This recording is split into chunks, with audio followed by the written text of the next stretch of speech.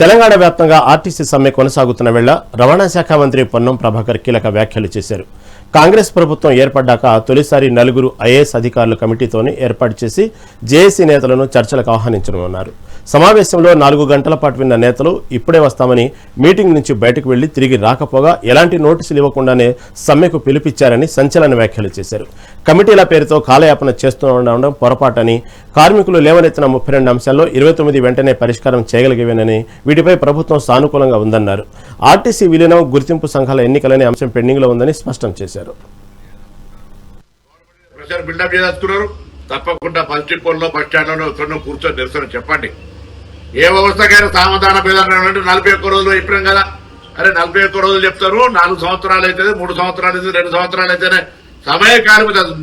మొన్న మేము తెలంగాణ ప్రజాపాలన ప్రభుత్వం వేసిన మొట్టమొదటి కమిటీ, ఇప్పటివరకు మేము కమిటీ వేయలే. దాన్ని కూడా రాంగ్ పర్సెప్షన్ క్రియేట్ చేస్తా ఉన్నారు. మేము కమిటీల పేరుగా కాలయాపన చేస్తున్నాం. మేము కమిటీ వేయలేదు. మొట్టమొదటిసారి కమిటీ వేసినాం.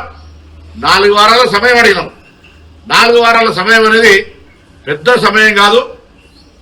జీవోలోనే రిలీజ్ చేసాం. ఆ టైం మెన్షన్ కూడా లేదు. ఓవరాల్ గా జీవో లేకుండా ఓవరాల్ అడుగుతలేదు. జీవోలను రిలీజ్ చేసి ప్రక్రియ ప్రారంభించినారు. జీవో వచ్చినాక 4 గంటల ఒక రోజు 4 రోజులు మీరు అధికారులకు చెప్పిన తర్వాత వాళ్ళ స్పందన ఏదో కూడా చూసేటువంటి అవకాశం లేదా? ఇంత పెద్ద జాతి వైరమేమో ఇదేమన్నా?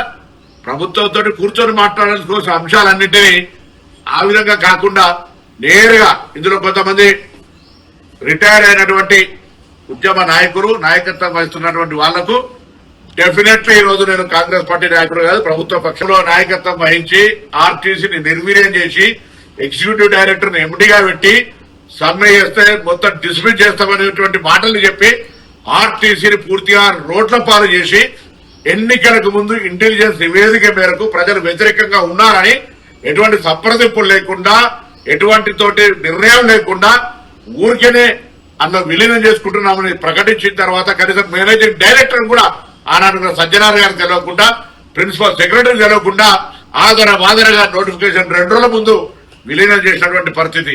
అవును, మ్యానుఫ్యాక్చర్ పెట్టమన్నారు. ఇవాళ కూడా పాజిటివ్ గా ఉన్నాం, నెగటివ్ కాదు. ఇంపాక్ట్స్ చూస్తున్నాం. బాల్ ఫైనాన్స్ మినిస్టర్ గారి దగ్గరికి వెళ్ళింది. ఒకవేళ మీరు నాతో మాట్లాడే ఇబ్బంది అయితే నేను ఇలా రమ్మంటాను. అందరినీ ఫైనాన్స్ మినిస్టర్ దగ్గర కూర్చోబెట్టి మీ అంశాలన్నీ నివేదిక ఇప్పడానికి నేను సిద్ధం. పరస్పరమైనటువంటి స్పందన ఉండాలి. నేను రమ్మని ఇంత ఓపెన్ గా ఇన్విటేషన్ చేస్తా ఉన్నా. కూర్చొని ఆర్థిక శాఖ మంత్రి దగ్గర కూర్చోండి. ప్రజలు కూడా అర్థం చేసుకోండి. ప్రొటెస్ట్ చేయదలుచుకున్నారు, గవర్నమెంట్ ప్రెషర్ బిల్డప్ చేయదలుచుకున్నారు.